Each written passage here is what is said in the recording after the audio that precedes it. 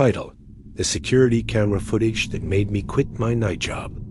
You'd think the scariest part of my night shift at a remote storage facility was the soul-crushing boredom. Seriously, my only company was a bank of 12 grainy security monitors, and most nights, absolutely nothing happened. The place was a ghost town, a silent library of other people's junk. But one evening, I saw a locker door swing open all by itself. And what I saw on that screen is the reason I quit before the sun came up and never, ever went back. Some things you just can't unsee. They get burned into your brain, playing on a loop forever. This is the story of how my loop began. Section 1. The soul-crushing normalcy. The place was called Somerset Self-Storage, a fancy name for what was really just a depressing grid of corrugated steel buildings. They'd bake in the sun all day and get bone-chillingly cold at night.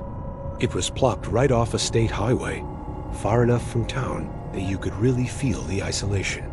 The closest sign of life was a gas station 5 miles away, just this tiny island of light in a sea of total darkness. My shift ran from 10 p.m. to 6 a.m. a day. The day manager, a tired guy named Al, would hand me the keys and the logbook, give me a grunt that was supposed to be encouraging, and then he was gone, leaving me completely alone. The silence after he left was always the loudest thing in the room. My duties were simple, mind-numbingly so. For the first hour, I'd do a walkthrough. I'd patrol the long, echoing corridors where my footsteps were the only sound, checking each of the hundreds of orange metal doors. I'd tug on the locks, making sure they were secure, while my flashlight beam cut a nervous path through the dark. The air in those hallways was thick. It smelled like dust, concrete, and this faint, sad scent of mothballs and sealed-up memories. It felt like walking through a mausoleum for junk. It's wild what people store: ugly furniture, old clothes, entire lives packed into 10 by 10 squares. You learn a lot about people from the things they can't let go of. After that patrol, the rest of the night was just me in a small, sterile office that was always freezing. My whole world shrank down to that desk and the 12 flickering screens in front of me. Most of the cameras were ancient, giving me this low-res, black-and-white view of the property. Hours would just crawl by. I'd watch car headlights pass on the distant highway like shooting stars. I'd watch spiders build webs in the corners of the camera housings. I'd drink bitter coffee and read old paperbacks other guards had left behind, anything to fight off the boredom. I'd convinced myself it was the perfect job. No customers, no boss breathing down my neck, just quiet. I thought the quiet was peaceful. I was so wrong. The quiet was just holding its breath. Section 2. The night it happened, the night everything changed, started out like any other. It was a Tuesday, late October.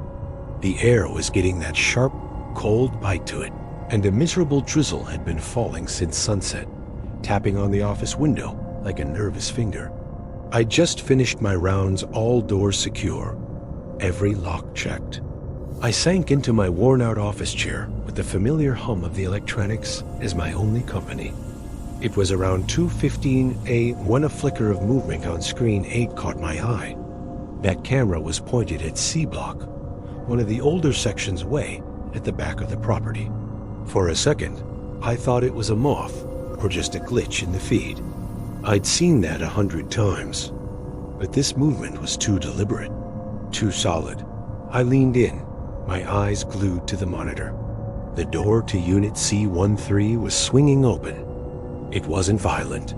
It just moved slowly, smoothly, gliding inward with a sense of purpose that made the hair on my arms stand straight up. There wasn't any wind, just that soft, annoying rain. My first thoughts were rational, you know. The latch is probably busted. Maybe the renter didn't lock it right last time. I pulled the logbook out of the drawer, my hands feeling a little shaky as I flipped through the pages. Unit C13. The log said it belonged to an elderly woman, Clara Norbach. Her payments were automatic, and according to our records, She hadn't been to the unit in over 3 years. Al had even made a note a few months back that we should probably try to call her about it. I checked my own patrol log from earlier that night. 100 to 13. Secure. I had yanked on that lock myself less than 3 hours ago. My heart started kicking a little faster. I rewound the digital recording, my finger tapping impatiently on the desk. I watched the last half hour. Nothing.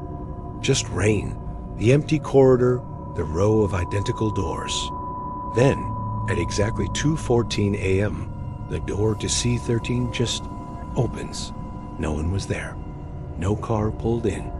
No one walked down the hall. It just opened itself, revealing this slice of perfect, deep blackness inside. Section 3. The shape in the darkness.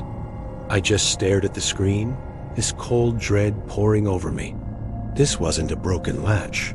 This was something else. My training, what little of it I had said to call Al, or maybe even the cops. But what was I going to say?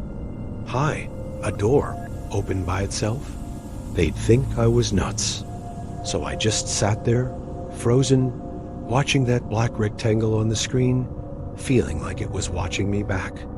The camera on C-Block was especially grainy, and the single light in that hallway flickered, casting these long, dancing shadows. The open doorway of C-13 was mostly just a void, a patch of absolute black. But as my eyes adjusted, I started to make something out. Inside, it was a shape, something tall and narrow, silhouetted against the deeper black of the unit. With a hand that would not stop shaking, I clicked the digital zoom. The image pixelated horribly, but the shape got clearer. It was a chair, an old wooden rocking chair. It was just sitting there in the middle of the unit, facing away from the camera, toward the back wall. A wave of nausea washed over me. I had walked that hall thousands of times. I'd seen inside units before. I'd seen boxes, furniture, trash bags. I had never seen a rocking chair sitting by itself in the middle of an empty unit. And then it hit me. I thought back to the recording. When the door first opened, the unit was empty. It was a black void. The chair wasn't there when the door swung open. It was as if someone or something had put it there in the few seconds I was looking down at the logbook. My blood ran cold. I felt this primal fear, the kind that skips right past logic and grabs you by the spine. I wanted to look away, to shut off the monitor, to just run out of that office and never look back. But I couldn't move. I was completely hypnotized. And then it happened. The chair moved. It started to rock. A slow, deliberate motion. Back and forth, back and forth. A gentle, rhythmic creak that I couldn't hear through the silent monitor, but I could feel it. I could imagine it echoing in that cold, damp hallway. The movement was so smooth, so even, like an invisible person was sitting right there, pushing off the concrete floor. Back and forth, there was nothing touching it. No strings, no wind, nothing. Just a lone rocking chair, moving on its own, in the dark heart of a forgotten storage unit. That was it. That was the moment my brain just snapped. The sight of that impossible motion shattered every rational thought in my head. I wasn't a security guard anymore.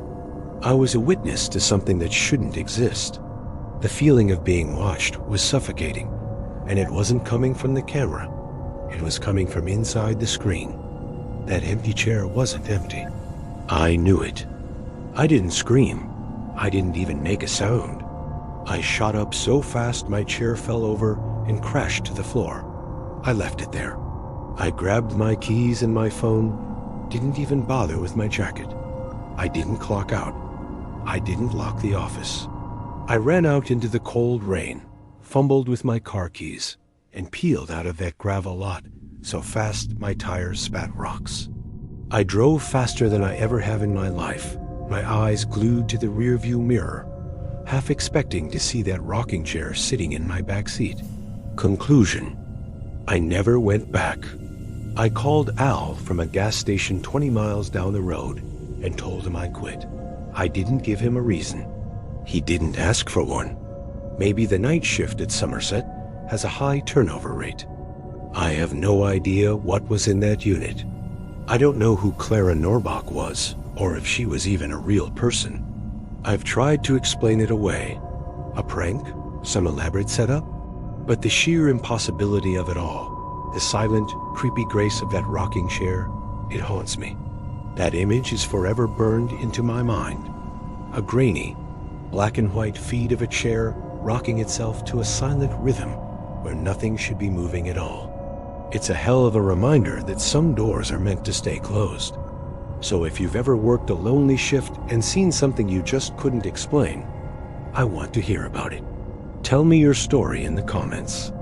And for more tales from the dark side of the everyday, make sure you like and subscribe. You never know what's really waiting in the shadows.